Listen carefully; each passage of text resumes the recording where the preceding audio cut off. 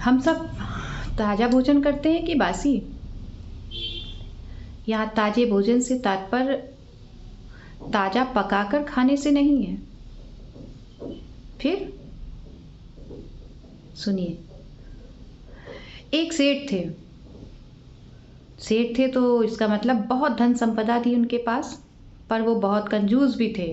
इतने कंजूस कि उनके यहाँ से कोई एक तिनका भी नहीं ले जा सकता था। दान पुण्य की बात तो दूर की बात।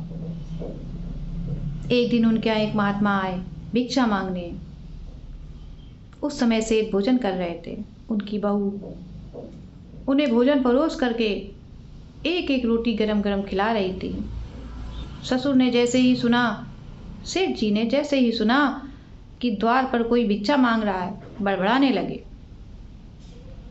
बहू आई और महात्मा जी के पास बोली कि मेरे ससुर अभी बासी भोजन कर रहे, आप किसी और घर में भिक्षा मांग लीजिए। ससुर ने जैसे ही सुना कि बहू कह रही है मैं बासी भोजन कर रहा हूँ, आकर के बहू पे नाराज होने लगे। क्यों मेरी बदनामी करती हो, मैं बासी भोजन कर रहा हूँ? तो बहू ने कहा पिताजी शांत हो जाइए, आप अपने पूर्वजों के द्वारा किए गए पुण्य फल का ही सुफल है। आपको जो भी प्राप्त हुआ है, धन संपदा सुख वैभव, वो आपके पूर्वजों के द्वारा किए गए पुण्य फल कर्मों का फल है।